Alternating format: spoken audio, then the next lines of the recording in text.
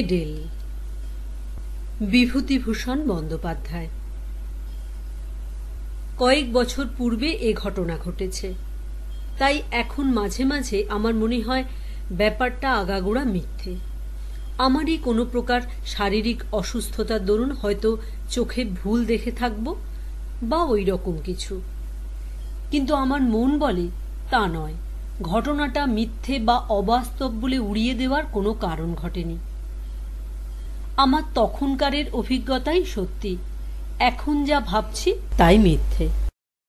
ঘটনাটা খুলে বলা দরকার। প্রসঙ্গক্রমে গোড়াতেই একথা বলে রাখি যে গত 10 বছরের মধ্যে আমার শরীরে কোনো রোগ বালাই নেই। আমার মন বা মস্তিষ্ক সম্পূর্ণ সুস্থ আছে এবং যে সময়ের কথা বলছি এখন থেকে বছর 4 আগে তখনও সম্পূর্ণ সুস্থ ছিল। আমার স্কুল মাস্টারের জীবনে অত্যাশ্চর্য বা অবিশ্বাস্য ধরনের কখনো কিছু দেখিনি।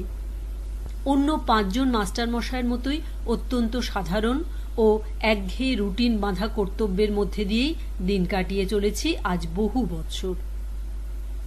সে বছর বর্ষাকালে গরমের ছুটির কিছু পরে একদিন ক্লাসে পড়াচ্ছি, এমন সময় একটি ছেলে আরেকটি ছেলের সঙ্গে হাত কাড়াকাড়ি করে কি একটা কেড়ে বা ছিনিয়ে নেবার চেষ্টা করছে আমার চোখে পড়ল। আমি ওদের দুজনকে অমনোযোগিতার জন্য ধমক দিতে অন্য একটি ছেলে বলে উঠল, স্যার, কামিক্ষে সুধীরের মেডেল কেড়ে নিচ্ছে। কার মেডেল? কিসের মেডেল? সুধীর নামে ছেলেটি দাঁড়িয়ে উঠে বললে, আমার মেডেল স্যার। অন্য ছেলেটির দিকে চেয়ে বললুম, ওর মেডেল তুমি নিচ্ছিলে কামিক্ষে? কামিক্ষে ওরফে কামাক্ষাচরণ মৌলিক নামে ছেলেটি বললে, নিচ্ছিলুম না স্যার, দেখতে চাইছিলুম। তা ও দেবে না। ওর মেডেল যদি ও না দেয় তোমার কেড়ে নেবার কি অধিকার আছে? বসো, ওরকম আর করবে না। কথা শেষ করে সুধীরের দিকে চেয়ে ক্লাসের ছেলেদের পরস্পরের মধ্যে ভ্রাতৃভাব ও সখ্য থাকার ঔচিত্য সম্বন্ধে নাতিদীর্ঘ একটি বক্তৃতা দেবার পরে ঈষৎ কৌতূহলের সঙ্গে জিজ্ঞেস করলুম, কই, কি মেডেল দেখি? কোথায় পেলে মেডেল? ভেবেছিলুম আজকাল কলকাতার পাড়ায় পাড়ায় যেসব ব্যাডমিন্টন খেলা, সাঁতারের বা দৌড়ের প্রতিযোগিতা প্রভৃতি অনুষ্ঠিত হয়ে থাকে তারই কোনো কিছুতে সুধীর হয়তো চতুর্থ স্থান বা ওই ধরনের কোনো সাফল্য লাভ করে ছোট্ট এতটুকু একটা আধুলির মতো মেডেল পেয়ে থাকবে এবং সম্পূর্ণ স্বাভাবিক যে সে সেটা ক্লাসে এনে 5 জনকে গর্বভরে দেখাতে চাইবে। এমনকি এই ছুতো অবলম্বন করে ক্লাস শুদ্ধ হেডমাস্টারের কাছে গিয়ে একবেলার জন্য ছুটিও চাইতে পারে। সুতরাং মেডেলটা যখন আমার হাতে এসে পৌঁছল তখন সেটাকে তাচ্ছিল্যের সঙ্গেই হাত পেতে নিলুম, কিন্তু মেডেলটার দিকে একবার চেয়ে দেখেই চেয়ারে সোজা হয়ে বসলুম। না, এ তো পাড়ার ব্যাডমিন্টন ক্লাবের বাজে মেডেল নয়। মেডেলটা পুরনো, বড় ও ভারী চমৎকার গড়ন। কি জিনিস দেখি? মেডেলের গায়ে কি লেখা রয়েছে আধো অন্ধকার ক্লাসরুমে ভালো পড়তে পারলুম না। ও পিঠ উল্টে দেখি মহারানী ভিক্টোরিয়ার অল্প বয়সের মূর্তি খোদাই করা। পকেটে চশমা নেই, মনে হলো অফিস ঘরের টেবিলে ফেলে এসেছি। ইতিমধ্যে অনেকগুলি ছেলে ভিড় করেছে আমার চেয়ারের চারিপাশে মেডেল দেখবার জন্যে। তাদের ধমক দিয়ে বললুম, যাও বসোগে সব, ভিড় করো না এখানে। একটা ছেলেকে বললুম, কি লেখা আছে মেডেলের গায়ে পড়তো। ক্লাস 4 ছেলে অতি কষ্টে ধীরে ধীরে পড়লে, ক্রাইমিয়া, সিবাস্টোপোল, ভিক্টোরিয়া রেজিনা। ও পিঠে sergeant S B Perkins, 6th dragon guards, 1854 সাল। দস্তুর মতো অবাক হয়ে গেলুম। ক্রাইমিয়ার যুদ্ধের সময় সিবাস্টোপোলের রণক্ষেত্রে কোনো সাহসের কাজ করবার জন্য এই মেডেল দেওয়া হয়েছিল ইংল্যান্ডের সামরিক দপ্তর থেকে ড্রাগন গার্ডস সৈন্যদলের সার্জেন্ট পার্কিন্সকে। এ তো সাধারণ জিনিস মোটেই নয়। Crimea, Sevastopol, charge of the Light brigade.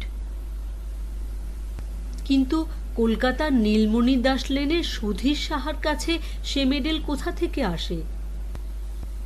এদিকে এসো, এ মেডেল কোথায় পেয়েছ? ওটা আমার স্যার। তোমার তো বুঝলুম, পেলে কোথায়? আমার দাদু দিয়েছেন স্যার। তোমার দাদু কোথায় পেয়েছিলেন জানো? হ্যাঁ স্যার, জানি।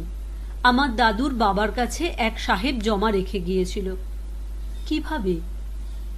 আমাদের মদের দোকান ছিল কিনা স্যার, মদ খেয়ে টাকা কম পড়লে ওটা বেঁধে রেখে গিয়েছিল, আর নিয়ে যায়নি। দাদুর মুখে শুনেছি। হিসেব করে দেখলুম ৮৬ বছর উত্তীর্ণ হয়ে গিয়েছে।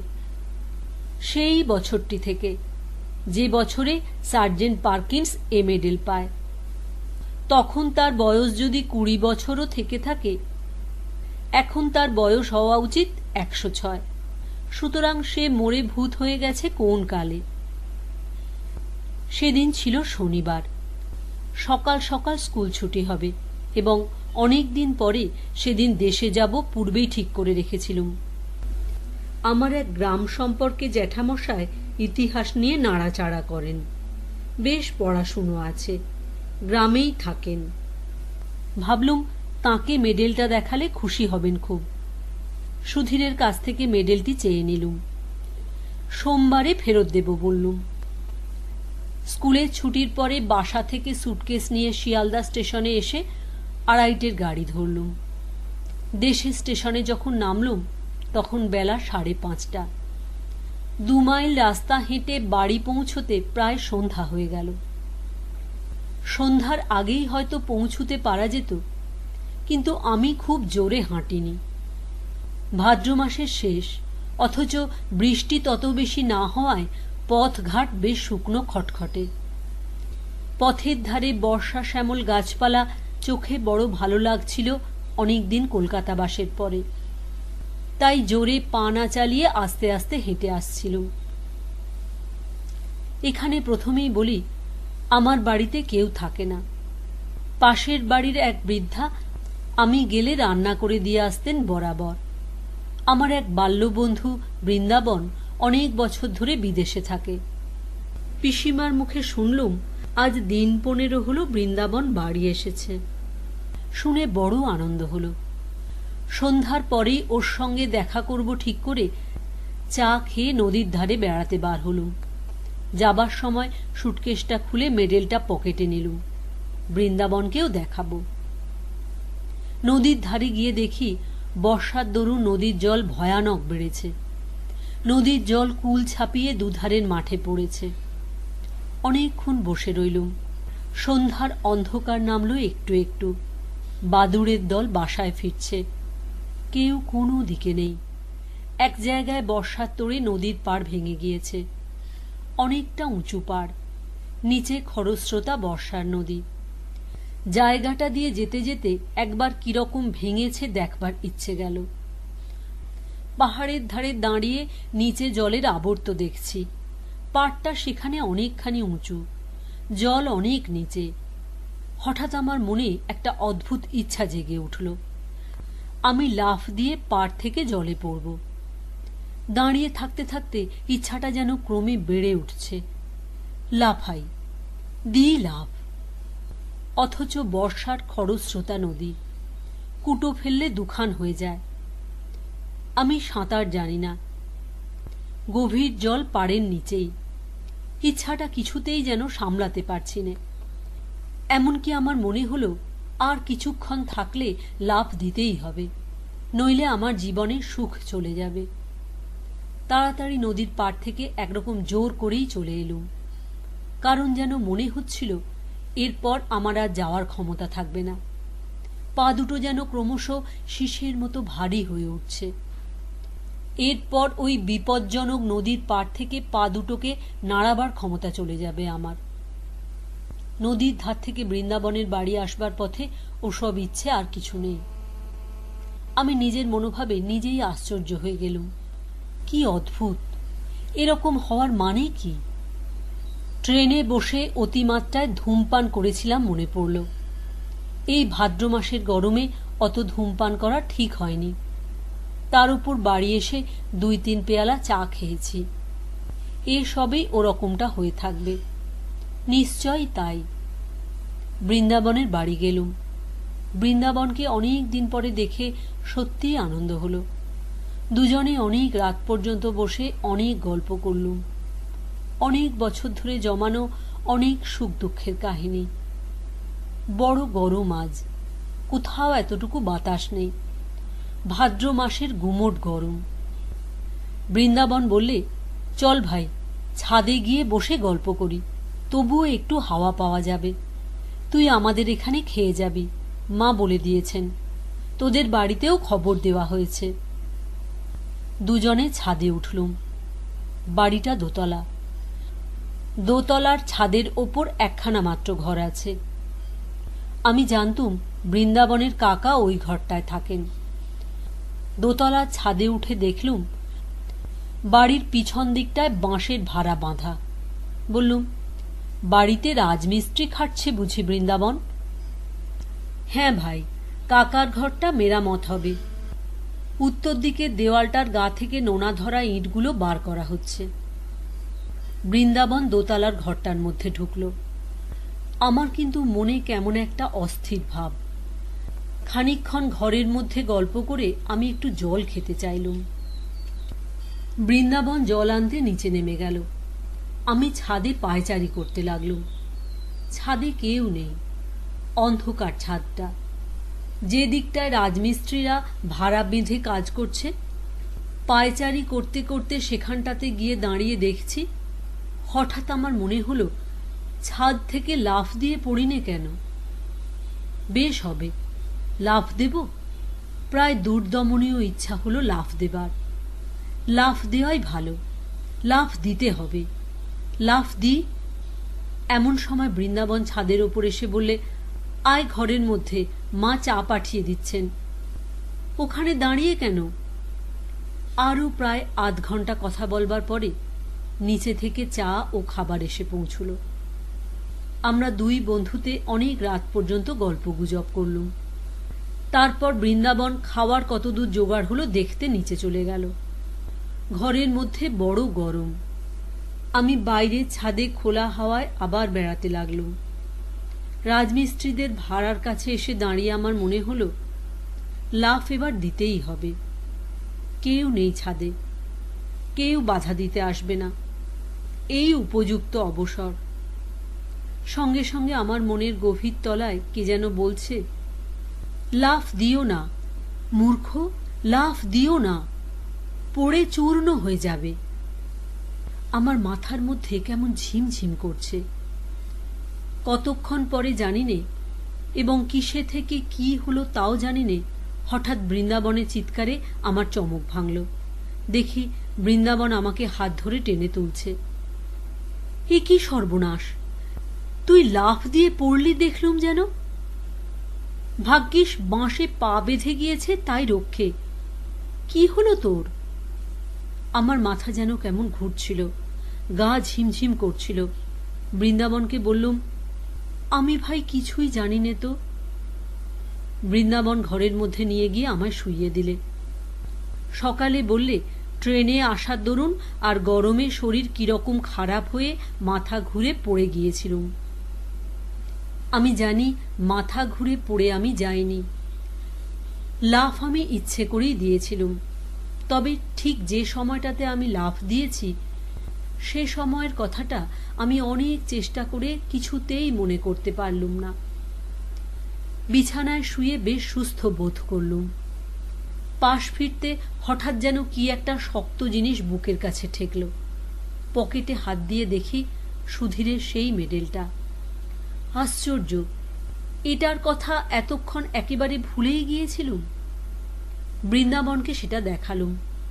ওদের বাড়ির সকলে মেডেলটা হাতে করে ঘুরিয়ে ঘুরিয়ে দেখলে। রাত্রিরে নিজের ঘরে এসে শুয়ে পড়লুম। আমার বাড়িতে কেউ নেই বর্তমানে, একাই থাকি এক ঘরে। একটা জিনিস লক্ষ্য করছি, যখন থেকে বৃন্দাবনের বাড়ি থেকে বার হয়ে পথে পা দিয়েছি, তখন থেকেই কেমন এক ধরনের ভয় করছে আমার। বাড়িতে যখন ঢুকলুম তখন ভয়টা যেন বাড়ল। একা ঘরে কতবার এর আগে শুয়েছি, এমন ভয় হয়নি মনে কোনো দিন। না, শরীরটা সত্যিই খারাপ। শরীর খারাপ থাকলে মনও দুর্বল হওয়া খুবই স্বাভাবিক। আলো নিভিয়ে শুয়ে পড়লুম। আমার শিয়রের কাছে একটা বড় জানলা। জানলা দিয়ে বাড়ির পেছনের বন বাগান চোখে পড়ে। বেশ জ্যোৎস্না উঠেছে, কৃষ্ণপক্ষের একাদশীর জ্যোৎস্না। হাওয়া আসবে বলে জানলাটা খুলে রেখেছি। কতক্ষণ ঘুম হয়েছিল জানি নে, ঘণ্টাখানেকের বেশি হবে না। হঠাৎ ঘুম ভেঙে গেল। মনে হতে লাগলো আমার শিয়রের দিকে জানলায় কে দাঁড়িয়ে, যেন মাথা তুলে সেদিকে চেয়ে দেখলেই তাকে দেখা যাবে। কথাটা মনে হওয়ার সঙ্গে সঙ্গে ভীষণ ভয় হলো, অথচ কিসের যে ভয় জানি না। এমন ভয় যে কিছুতেই শিয়রের জানলার দিকে তাকাতে পারলুম না। চোখে না দেখলেও আমার বেশ মনে হলো জানলার গড়াদেতে দুটো হাত রেখে কে দাঁড়িয়ে আছে। জ্বলন্ত চোখে সে আমার দিকে চেয়ে রয়েছে। আমি ওদিকে চাইলেই দেখতে পাব। প্রাণপণে চোখ বুজে শুয়ে রইলুম। কিছুতেই চাইব না। ঘুমুবার চেষ্টা করলুম, কিন্তু ঘরের মধ্যে কোথাও কি ইঁদুর পচেছে? কিসের পচা গন্ধ, যেন আয়োডিন, লিন্ট, মলম প্রভৃতি উগ্র গন্ধের সঙ্গে পচা ক্ষতের গন্ধ মেশানো। এতকাল বাড়িতে থাকা নেই, যার উপর বাড়ির ঘর পরিষ্কার রাখার ভার, সে কিছুই দেখাশোনা করে না বোঝা গেল। কে যেন আমার মনের ভেতর বলছে, চেয়ে দেখো, তোমার মাথার শিয়রে জানলার দিকে চেয়ে দেখো না। ঘরের চারিধারে কিসের যেন একটা প্রভাব, কোনো অমঙ্গলজনক, হিংস্র, উগ্র, অশান্ত ধরনের ব্যাপারটা। ঠিক বলে বোঝানো যায় না। আমি যেন ভয়ানক বিপদগ্রস্ত। সে এমন বিপদ যা আমাকে মরণের দোর পর্যন্ত পৌঁছে দিতে পারে। এমনকি সে দোরে চৌকাঠ পার করে অন্ধকার মৃত্যুপুরীর হিমশীতল নীরবতার মধ্যে ডুবিয়ে দিতেও পারে। আমি চাইব না, কিছুতেই চাইব না শিয়রের জানলার দিকে। কিন্তু যে প্রভাবেই হোক, আমার ঘরের মধ্যে দেওয়ালের এ পিঠে তার অধিকার নেই। বহুকাল ধরে পূর্বপুরুষেরা বাস্তু শালগ্রামের অর্চনা করেছেন এ ঘরে। এর মধ্যে কারও কিছু খাটবে না। আমার মনই আবার এই কথাগুলো যেন বললে। অন্ধকার রাত্রে নির্জন ঘরে মন কত কয়। জানলার ধারে কি যেন একটা শব্দ হলো, অদ্ভুত ধরনের শব্দটা। কে যেন জানলার গড়াদের উপর টোকা দিয়ে আমার দৃষ্টি আকর্ষণ করতে চাইছে। একবার, দুবার, তিনবার ভয়ে আমার বুকের মধ্যে ঢিপ ঢিপ করতে লাগলো। কাউকে ডাকবো চিৎকার করে? একবার চেয়ে দেখবো জানলার দিকে জিনিসটা কি? হঠাৎ আমার মনে পড়ল, একটা ধাড়ি বেজি অনেক দিন থেকে বাইরের দেওয়ালে কড়ি কাঠের খোলে বাসা বেঁধে আছে। আজ বিকেলেও সেটাকে একবার দেখেছি। জানলার ওপরকার কাঠে সেটা পোকামাকড় বা জোনাকি ধরছে, এ তারই গন্ধ। কথাটা মনে হতেই মনের মধ্যে সাহস আবার ফিরে এলো। উফ, ঘাম দিয়ে জ্বর ছেড়ে গেল যেন। শরীর অসুস্থ থাকলে কত সামান্য কারণ থেকে ভয় পায় মানুষ। পাশ ফিরে এবার ঘুমুবার চেষ্টা করলুম স্বস্তির নিঃশ্বাস ফেলে। কিন্তু আমার এই ভাব বেশিক্ষণ স্থায়ী হয় না। এ ধারণা আমার মন থেকে কিছুতেই গেল না যে আজ রাত্রে আমি একা নই, আরও কে এখানেই আছে। নিদ্রাহীন চোখে সে আমার উপর খর দৃষ্টি দিয়ে পাহারা রেখেছে। আমায় সে নিরাপদে বিশ্রাম করতে দেবে না আজ। বারবার ঘুম আসে, আবার তন্দ্রা ছুটে যায়, অমনি জেগে উঠি, কিন্তু চোখ চাইতে বা বিছানার উপর উঠে বসতে সাহস হয় না। আর সেই শব্দটা মাঝে মাঝে জানলার গড়াদের ওপর হতে শুনি। খুব মৃদু করাঘাতের শব্দ, যেন শব্দটা বলছে, চেয়ে দেখো, পেছন ফিরে জানলার দিকে চেয়ে দেখো। ঘামে দেখি বিছানা ভেসে গিয়েছে। ভাদ্রের গুমোট গরম কিনা। এই অবস্থায় ভোর হলো, দিনের আলো ফুটল, লোকজনের শব্দ কানে যেতে রাত্রের ভয়টা মন থেকে কোথায় গেল মিলিয়ে। নিশ্চিন্ত মনে বেলা 9টা পর্যন্ত পড়ে ঘুম দিলুম। তারপর উঠে চা খেয়ে পাড়ায় বেড়াতে বার হওয়া গেল। সেই সময় একটা ঘটনা ঘটল। তখন আমি তার বিশেষ কোনো মূল্য দিইনি, কিন্তু পরে সব কথা মনে মনে আলোচনা করে দেখে সেটা ভারী আশ্চর্য বলেই মনে হয়েছিল। এ পাড়ার পথে আমার সেই জ্যাঠামশায়ের সঙ্গে দেখা। তাকে দেখাবার জন্যে আমি মেডেলটা কাল রাত্রে সঙ্গে নিয়েই বেরিয়েছিলুম, কিন্তু বৃন্দাবনের বাড়িতে নিমন্ত্রণের জন্য তার সঙ্গে দেখা করতে পারিনি। আমায় দেখে তিনি বললেন, এই যে সুরেন, ভালো আছো? কাল তুমি এসেছো দেখলুম, তখন অনেক রাত, তার ডাকলুম না। বোধহয় বৃন্দাবনের বাড়ি থেকে ফিরছিলে। আমি তখন ছাদে পায়চারি করছি। যে গরম গিয়েছে বাবা কাল রাত্রিরে, তোমার সঙ্গে লোক রয়েছে দেখে আরো ডাকলুম না। ও লোকটি কে? খুব লম্বা বটে, যেন শিখ কি পাঞ্জাবির মতো লম্বা। তোমার বন্ধু বুঝি? বাঙালির মধ্যে এমন চেহারা, বেশ বেশ। আমি অবাক হয়ে জ্যাঠামশায়ের মুখের দিকে চেয়ে বললুম, আমার সঙ্গে লম্বা লোক কাল রাত্রিরে? সে কি জ্যাঠামশায়? জ্যাঠামশায় আমার চেয়েও অবাক হয়ে বললেন, তোমার সঙ্গে লোক ছিল না বলছো? একা যাচ্ছিলে? আমার চোখের দৃষ্টি একেবারে কি এত খারাপ হয়ে যাবে বাবা? আমি হেসে বললুম, তাই হবে জ্যাঠামশায়। চোখে কিরকম ঝাপসা দেখে থাকবেন, বয়স হয়েছে। আমার সঙ্গে কেউ ছিল না। তাছাড়া আপনাদের বাড়ির সামনের আম গাছটার ছায়া কিরকম আলো আঁধার দেখেছেন চোখে, অমন ভুল হয়। জ্যাঠামশাই যেন রীতিমতো হতভম্ব হয়ে গেলেন। বললেন, কি আশ্চর্য কাণ্ড, এতটা ভুল হবে চোখে? আম গাছের এদিকে যখন তুমি টর্চ জ্বাললে, তখন দেখলুম তুমি আর তোমার পেছনে একজন লম্বা মতো লোক। তারপর তুমি টর্চ নিভিয়ে আম গাছের ছায়ার মধ্যে ঢুকলে। তখনও জ্যোৎস্নার আলো আর আম গাছের ছায়ার অন্ধকারে আমি বেশ দেখতে পেলুম লোকটি তোমার পেছনে পেছনে যাচ্ছে। তোমার মাথার চেয়েও যেন 1 হাত লম্বা, তোমার একেবারে ঠিক পেছনে। তবে খুব ভালো তো দেখতে পেলুম না। অত দূর থেকে আর আলো অন্ধকারের মধ্যে স্পষ্ট কিছু দেখা গেল না তো। এমনকি একবার এ পর্যন্ত মনে হলো তোমায় ডেকে জিজ্ঞেস করি তোমার বন্ধুটি কে। একেবারে এত ভুল হবে চোখে? জ্যাঠামশাইকে পুনরায় বুঝিয়ে বললুম, আমার সঙ্গে কাল কেউ রাতে ছিল না, আমি একাই ছিলুম। সুতরাং তাঁর দৃষ্টিশক্তির গোলমাল ছাড়া এ ব্যাপারের অন্য কোনো সিদ্ধান্ত করা চলে না। সারাদিন বৃন্দাবনের সঙ্গে আড্ডা দিয়ে কাটানো গেল। গতকাল রাত্রের ভয়ের ব্যাপার দিনের আলোয় এত হাস্যকর বলে আমার নিজের মনে হলো যে বৃন্দাবনকে সে কথাটা বলিও নি। রাতের ট্রেনে কলকাতায় ফিরব। বৃন্দাবনের বাড়ি থেকে চা খেয়ে বাড়ি এসে সুটকেসটা নিয়ে স্টেশনের দিকে রওনা হয়েছি। তখনই সন্ধ্যার অন্ধকার বেশ নেমেছে। বাউরিপাড়ার বড় বাগানটার মধ্যে দিয়ে আসছি। বাগানটা পার হতে প্রায় 5-6 মিনিট লাগে। মস্ত বড় বাগান। বাগানের ঠিক মাঝামাঝি এসে হঠাৎ পেছন ফিরে চাইলুম কি ভেবে। সঙ্গে সঙ্গে আমার সারা দেহে যেন বিদ্যুৎ খেলে গেল। আচমকা ভয়ে আমার সর্বশরীর কাঠ হয়ে গেল। কে ওটা ওখানে দাঁড়িয়ে?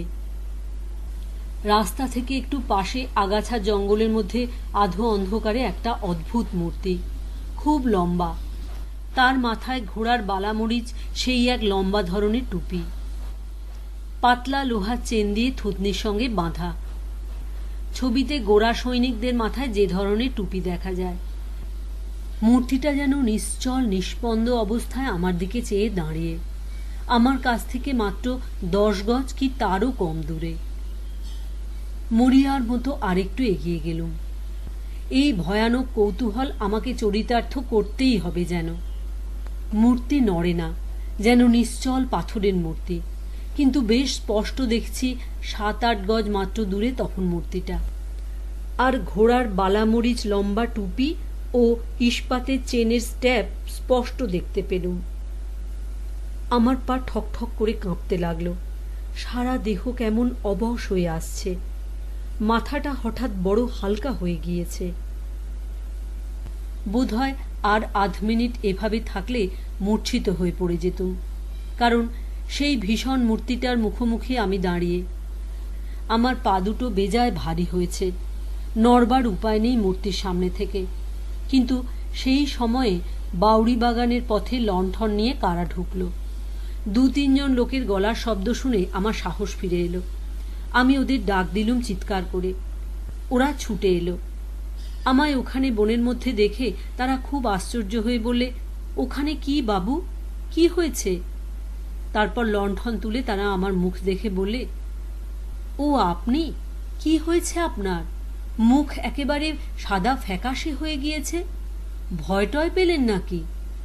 বাউড়ি বাগান জায়গাটা ভালো না, সন্ধ্যের পর এখানে অনেকে ভয় পায়। ওদের লণ্ঠনটা যখন উঁচু করে তুলে ধরলে আমার মুখে, সেই আলোয় দেখলুম সামনের মূর্তিটা তখনও সেখানে ঠিক সেই রকম দাঁড়িয়ে। একজন বললে, কি দেখছিলেন এখানে দাঁড়িয়ে বাবু? এই সাঁড়া গাছটা?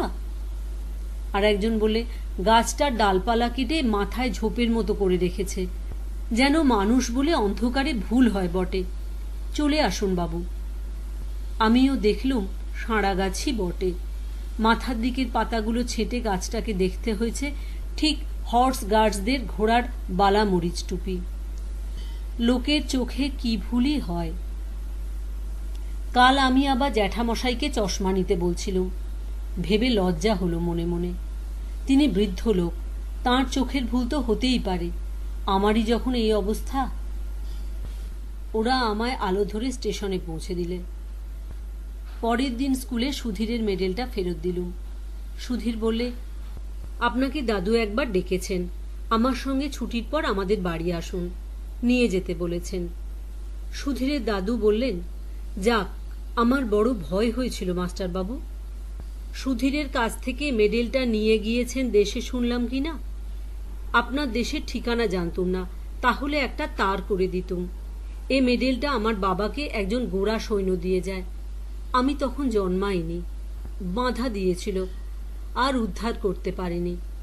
বেজায় মাতাল আর গোঁয়ার ছিল লোকটা। ও মেডেলের বিপদ হচ্ছে, আমাদের বংশের লোক ছাড়া অন্য কেউ নিলে তার বড় বিপদ ঘটে। আমার এক ভগ্নিপতি একবার কিছুতেই শুনবে না। অনেককাল আগের কথা, বাড়ি নিয়ে গেল মেডেল দেখাতে।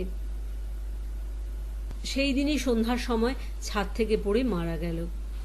মৃতদেহের পকেট থেকে মেডেলটা বেরুলো। আমি কলের পুতুলের মতো শুধু বললাম, ছাদ থেকে পকেটে মেডেল পাওয়া গেল? হ্যাঁ মাস্টার বাবু, আমার নিজের ভগ্নিপতি, মিথ্যে কথা তো বলবো না। আজ 27-28 বছর আগের কথা। ওটা আরো 2-1 জন নিয়েছে, তক্ষুনি ফেরত দিয়ে গিয়েছে। বলে রাত্রে ভয় পায়, গা ছমছম করে, কে যেন পেছনে ফলো করছে বলে মনে হয়। ও বাইরের লোকের সহ্য হয় না, প্রাণ পর্যন্ত বিপন্ন হয়। তাই ভাবছিলুম একটা তার করে দেব। একটা কথা বলা দরকার, মাসখানেক পরে আমি আবার দেশে যাই। বাউড়ি বাগানে ঢুকে যেখানে সে রাত্রে ভয় পেয়েছিলুম, সেদিকে চেয়ে দেখে সে সাঁড়া গাছটা কোথাও আমার চোখে পড়ল না। যে আম গাছটার ধারে সাঁড়া গাছটা দেখেছিলুম, সেখানে দিনমানে বেশ ভালো করে দেখেছি, কোথাও সে সাঁড়া গাছ নেই, বা গাছ কেটে নিলে যে গুঁড়িটা থাকবে তারও কোনো চিহ্ন নেই। কশ্চিনকালে সেখানে একটা বড় সাঁড়া গাছ ছিল বলে মনেও হয় না জায়গাটা দেখে।